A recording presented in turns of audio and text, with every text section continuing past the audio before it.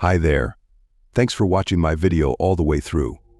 My goal is to get 1,000 subscribers to my YouTube channel.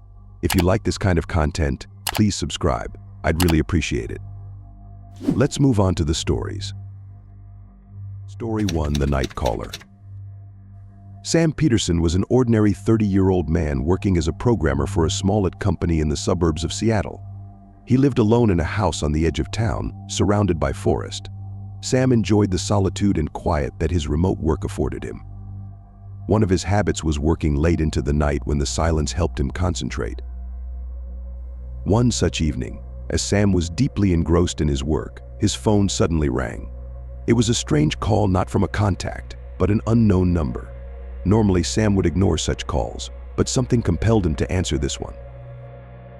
"Hello," he said, somewhat puzzled. Silence. Then, a barely audible whisper. "Are you alone at home?" Sam shivered. A chill ran down his spine. It could be a prank, but there was something sinister about the voice. "Who is this?" he asked sharply. There was no answer. The call ended abruptly. Sam returned to his work, but he couldn't focus. Thoughts about the call kept swirling in his mind. He checked all the doors and windows to ensure they were locked, then went back to his desk. The clock showed 2 a.m. when the phone rang again. It was the same number. Sam didn't want to answer, but curiosity got the better of him. "Hello," he said, trying not to sound scared. "I can see you," whispered the same voice. Sam's heart pounded in his chest. He quickly stood up and went to the window. It was dark outside, and he couldn't see any movement. It was probably just some prankster, he thought. "This isn't funny," he said. "If you don't stop, I'll call the police." "You won't have time," replied the voice, and the line went dead again. Sam closed his laptop and picked up his phone. He dialed 911, but then thought it might just be a stupid joke. He canceled the call and decided to check the house again. He went through every room, checked all the locks. Nothing unusual. Returning to his bedroom, he noticed the window on the second floor was slightly open. He was sure he had closed it. Sam walked over and shut it, but then he caught a glimpse of a shadow in the corner of the yard. He strained his eyes but saw nothing. Then he heard footsteps behind his bedroom door. This couldn't be real. He was alone in the house. Sam slowly approached the door and pressed his ear against it. Silence, then footsteps again, closer this time. Sam grabbed a baseball bat from under his bed and slowly opened the door. The hallway was empty. He decided to check all the rooms on the second floor. No one. But he couldn't shake the feeling that someone was watching him. Sam went downstairs and checked all the doors and windows once more. Suddenly he heard a tapping sound on the window. He ran to the kitchen window but saw nothing. The sound repeated, this time from the other side of the house. Sam realized someone was playing with him. He grabbed his phone and dialed 911 again. This time he didn't cancel the call. The operator answered almost immediately. 911, what's your emergency? Someone is in my house, Sam said, breathless. Please send the police. Stay on the line, the operator said calmly. Sam heard someone quietly sneaking into the kitchen. He turned slowly and saw a man in a mask standing there, holding a knife. Please hurry, Sam whispered into the phone, but the man stepped forward and knocked the phone out of his hand. Sam swung the bat, but the stranger was faster. He grabbed Sam's arm and twisted it, making him drop the bat. Sam tried to break free, but the man was stronger. I told you I could see you, the man said coldly. Sam struggled desperately, but it was futile. The man struck him on the head, and he lost consciousness. Sam woke up in complete darkness. His head throbbed with pain. He tried to move but realized he was tied up. He lay on a cold floor in some basement. The smell of damp and decay filled his nose. Help, he shouted, but his voice echoed off the walls and faded away. He heard someone descending the stairs. The footsteps grew louder. In the beam of a flashlight, he saw the same mask his abductor had worn. You slept for a long time, the man said, removing the mask. It was a face Sam had never seen before. The stranger was middle-aged, with cold eyes and a sinister smile. "Why are you doing this?" Sam asked, struggling to form the words. "Because I can," the man replied. Sam felt fear paralyze his body. He knew his chances of escape were slim. The stranger slowly approached him, holding a knife. "Please, don't," Sam pleaded, but the man only smiled. "Your pleas won't help you," he said, his voice devoid of compassion. Sam closed his eyes, realizing this was the end. He heard the sound of a door opening upstairs and voices. It was the police, but it was too late. "See you in hell," the stranger whispered, delivering the final blow. Sam felt a sharp pain, and then darkness enveloped him. Story 2: Disappearance on the Highway. Jennifer Harris was an energetic 28-year-old woman working as a journalist for one of Los Angeles' leading publications. Her job often required long trips, and she enjoyed driving on the deserted highways of California, where she could relish the freedom and solitude. One Friday evening, after a long day at work, Jennifer set off on a trip to San Francisco to spend the weekend with friends. She left the city late, hoping to avoid traffic and enjoy the quiet of the night highway. Around midnight, she entered one of the deserted highways. The night was dark, the sky overcast, and only her car's headlights illuminated the road ahead. She turned on her favorite music, relaxed, and drove, lost in her thoughts. After about an hour, Jennifer noticed that her fuel was running low. She remembered there was a gas station nearby. Soon, she saw a flickering light ahead and spotted a small gas station. Jennifer pulled off the highway and stopped at the pump.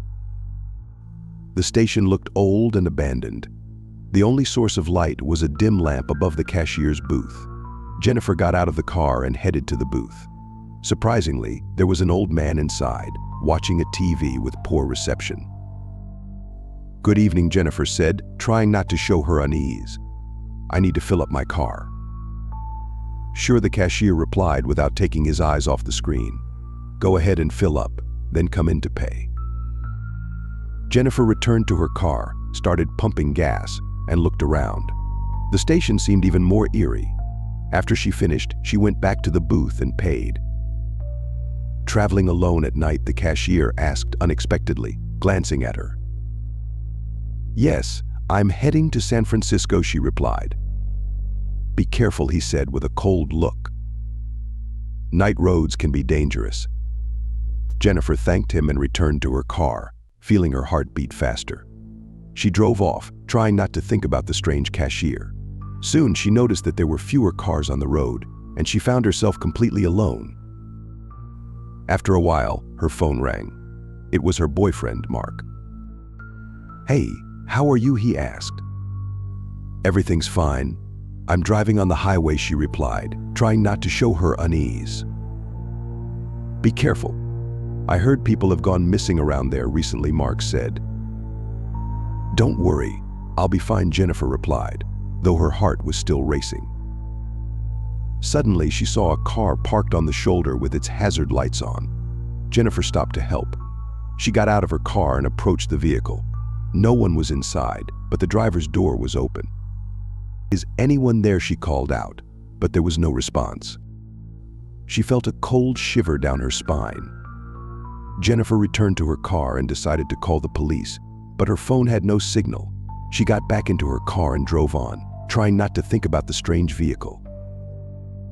A few miles later, she saw another car on the shoulder. This time, a man was standing next to it. Jennifer stopped and rolled down her window. "Are you okay?" she asked. The man looked worried and exhausted. "My car broke down, and my phone has no signal," he replied. "Can you give me a ride to the nearest town?" Jennifer hesitated but decided to help. She unlocked the door, and the man got in. "Thank you so much," he said. "I thought I'd be here all night." "No problem," she replied, trying not to show her unease. "Where do you need to go?" "Just to the nearest town with a hotel," the man said. "I'd really appreciate it." They drove in silence, and Jennifer noticed that the man kept looking around. This made her uneasy. "Is everything okay?" she asked. "Yes, it's just this highway scares me," he replied, avoiding her gaze. Suddenly, the car started acting strangely. The headlights flickered, and the engine stalled. Jennifer pulled over and tried to restart it, but it wouldn't budge. "What the hell?" she muttered, hitting the steering wheel. "Looks like we're in trouble," the man said, glancing around. "I'll try to call roadside assistance," Jennifer said, taking out her phone. But there was still no signal. "Damn it," she muttered. "We'll have to walk to the nearest town." They got out of the car and started walking along the road. The darkness and silence around them were unsettling. Suddenly, the man stopped and listened. "Did you hear that?" he asked. Jennifer froze, listening. In the distance, she heard the sound of an engine. "Maybe it's someone who can help," she suggested. They continued walking, and the engine sound grew closer. Soon, headlights appeared on the horizon. Jennifer and her companion stopped and waved their arms, trying to catch the driver's attention. The car stopped, and a man got out. In the dim light of the headlights, Jennifer saw it was the same cashier from the gas station. "Oh, it's you," he said, looking at Jennifer. "What happened?" "My car broke down," she replied. "Can you give us a lift?" "Of course," he said, smiling. "Hop in, I'll take you to town." Jennifer and her companion got into the car, and the cashier drove off. The road seemed endless, and Jennifer couldn't shake the feeling of unease. "Do you often drive this highway?" her companion asked the cashier. "Yes, I do," he replied. "There's always something happening here." "What a coincidence you were here," Jennifer remarked. "Yes, a coincidence," the cashier repeated with a mysterious smile. Suddenly, the car stopped. Jennifer looked at the cashier. "Why did we stop?" she asked. "It's time to end this," he said coldly, turning to face them. Jennifer felt her heart race. Her companion tried to open the door, but it was locked. "What are you doing?" she screamed. The cashier slowly pulled out a knife and moved towards them. "You shouldn't have stopped on this highway," he said. Jennifer and her companion struggled, but it was too late. The cashier struck the first blow, and everything went dark. Story 3: Killer in the Dark. Michael Hartman, a 35-year-old successful architect, returned home late one night after a long day at work. He lived in a quiet neighborhood in New York, in an old house he had bought a few years ago. Surrounded by tall trees and thick bushes, the house seemed like a cozy retreat from the city's hustle and bustle. Michael entered the house, closed the door behind him, and turned on the light. The house was silent, too silent. He took off his jacket and headed to the kitchen to pour himself a glass of wine. At night, he enjoyed sitting in the armchair by the fireplace with a glass of wine to relax before bed. He had just poured his wine when he heard a strange sound coming from the living room. Michael froze and listened. It was a quiet creak, like someone carefully stepping on the floor. He decided it might be the sound of the old wooden floors, which often creaked. Reassured, he headed to the living room. But as soon as he entered, he saw that the window was slightly open. Michael frowned. He was sure he had closed it before leaving for work. He approached the window and closed it, then checked the door and windows on the first floor to make sure they were locked. Returning to the living room, he sat in his chair and turned on the TV. The evening news was on. Michael listened to the anchor, who was talking about a series of murders in his area. The killer, dubbed the Dark Killer, broke into homes at night and killed his victims without leaving any traces. Michael felt a chill run down his spine. He remembered how strange it was that the window was open and briefly considered calling the police. But then he decided that would be foolish. He had probably just forgotten to close the window. Engrossed in his thoughts, Michael dozed off in his chair. He was awakened by the sound of footsteps on the second floor. He abruptly opened his eyes and listened. The footsteps were getting louder. Michael stood up and, trying not to make a sound, headed for the stairs. He slowly climbed the stairs, trying not to let the floor creak. The light in the hallway was off, and only the faint light from the living room illuminated the stairs. Upstairs, he heard a sound that resembled quiet laughter coming from his bedroom. This couldn't be real. He lived alone. Michael approached the bedroom door and slowly opened it. The room was empty, but on the bed, he noticed a crumpled imprint, as if someone had recently lain there. He felt his heart race. Someone was in his house. He decided to go back downstairs and call the police. But as soon as he turned towards the stairs, someone grabbed him from behind. A strong, tall man pressed him against the wall, holding a knife to his throat. "Don't move," the voice whispered menacingly. Michael tried to break free, but the grip was too strong. He felt the cold blade against his skin. "Who are you?" Michael managed to say. "Someone who came for you," the stranger replied. Suddenly, the stranger pushed Michael to the floor and raised the knife. Michael grabbed a desk lamp and hit the stranger on the head. The man cried out and stepped back, giving Michael a chance to get up. Michael ran downstairs, but the stranger quickly caught up with him. They struggled in the kitchen, breaking dishes and furniture. Michael grabbed a bread knife and, when the stranger got close again, stabbed him in the side. The stranger staggered, clutching his wound, and fell to the floor. Michael, breathing heavily, ran out of the house and went to his neighbors. He desperately knocked on the door until they let him in. The police arrived soon after. The officers searched the house and found the stranger lying in a pool of blood in the kitchen. They identified him as John Miller, a notorious serial killer who had been evading justice for years. Michael was shocked to learn who had broken into his home. After the incident, Michael had a hard time recovering. He decided to sell the house and move to a safer place. At night, he still heard the sinister whisper and the sound of footsteps on the second floor in his nightmares. Months passed, and Michael started a new life in another city. But one night, as he was about to fall asleep, his phone rang. The caller ID showed an unknown number. "Hello," Michael asked. In response, he heard a familiar, sinister whisper. "You didn't escape me." Michael felt cold terror engulf him. He knew the nightmare was not over.